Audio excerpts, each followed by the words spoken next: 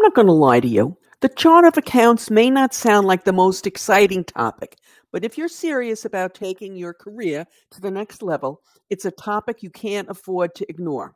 So let's dive right in and explore what it is, how it works, and some best practices for setting up and using a chart of accounts effectively. Stick around until the end when we discuss one very common misconception about chart of accounts that could be hurting your organization. Hey guys, I'm Mary Schaefer, founder of AP Now, your one-stop shop for cutting-edge business intelligence if you work in, manage, or have responsibility for the accounts payable and/or payment function. So let's dive right in. What is the General Ledger Chart of Accounts? Very simply put, the Chart of Accounts is the foundation of the accounting system and is used to organize and categorize all financial transactions in an organization. Now, of course, I'm making this topic seem a little bit more simplistic than it actually is. It's really a little bit more complicated. So let's take a deeper look.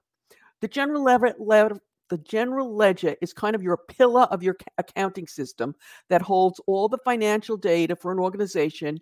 That data is subsequently used to create financial statements, budgets, and other management reports. It's the information your management teams uses basically to run the organization. Before financial statements can be prepared, transactions are recorded and classified, organized, and indexed through various steps to make up the accounting system. The accounting system tallies events and changes to each account that compromise your financial statements. These accounts are listed in, drum roll please, the chart of accounts, which is, a chart of accounts. These can be quite simple, or they can be long and complex, especially in larger organizations. For this reason, account names are often associated with the account numbers, which may provide further information about the type of an account. A company may designate a few hundred account numbers for each type of account. These numbers are sometimes referred to as the GL code. Now, there's no limit on the range of account numbers. However, you should take care not to set up too many accounts. Having too many accounts makes it harder to see the big picture and also tends to take a lot of time to maintain. Your general ledger coding may be done by the accountant responsible for that activity, or when we're talking about invoices, in the accounts payable department. Now, here's how the process typically should work, all the way from recording of an individual transaction to preparing your financial statements. Transactions, as we said, are based on source documents and are recorded to the appropriate subledger: payroll, cash, inventory, receivables, fixed assets, payables, etc. Of course, your invoices are going to be to your payable subledger. The subledger activity is then posted as debits and credits to the appropriate accounts in the general ledger. The listing of the account's name is also called chart of accounts.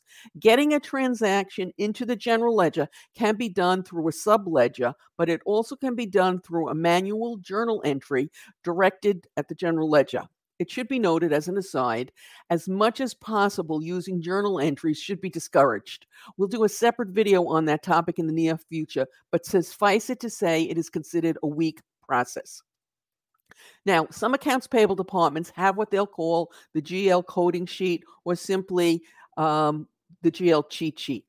This is to make their process a little more efficient and run a little bit smoother. And basically, it's a list of the GL codes most commonly used in accounts payable for coding invoices. Now, before we go on, I want to give you a few definitions that you'll sometimes see, some shorthand, some jargon. And even though we encourage folks not to use jargon, it slips in and there's nothing you can do about it. Sometimes you'll see the letters GL, which simply stands for GL. And you've already heard me slipping into the jargon, even though I shouldn't be, talking about GL coding, which of course simply means general ledger coding. The other abbreviation that you'll sometimes see is COA, capital C, small o, capital A.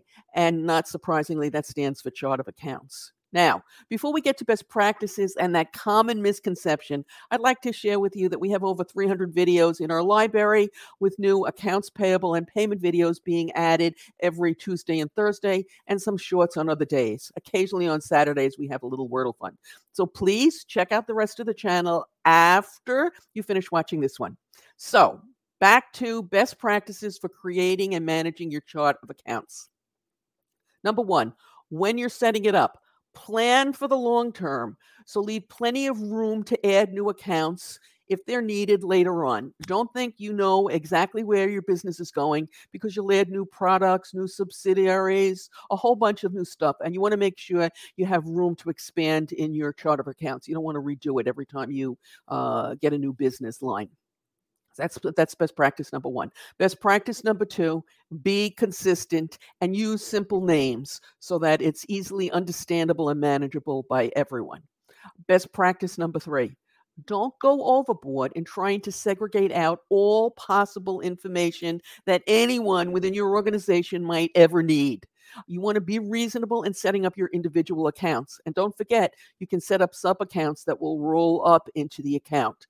So set up some reasonable accounts. You don't want to have to track every $5 that somebody might spend on something. Best practice number four, if you haven't used an account in over a year, consider deleting it, okay? But what you want to do is, best practice number five, is once a year do an annual review of all your accounts and see which ones no longer make sense and which ones it might be okay to combine. You know, you might have had a lot of activity in one area and now you don't have so much activity there. So maybe you can combine 2 or 3 of them rather than just have it go to miscellaneous or something like that. Now, remember, this is the common misconception. Remember, your chart of accounts is not set in stone, just like everything else in the accounting function. It's a common misconception that it is, okay? It is not the only common misconception related to the all-important accounting function. In fact, we believe it's so important that these misconceptions be eradicated. We recently did a video on that topic. You can watch it right now using a link that will appear momentarily on your YouTube screen and is in the show notes below. As always, we appreciate your thumbs up, your comments, your shares, and your subscribe.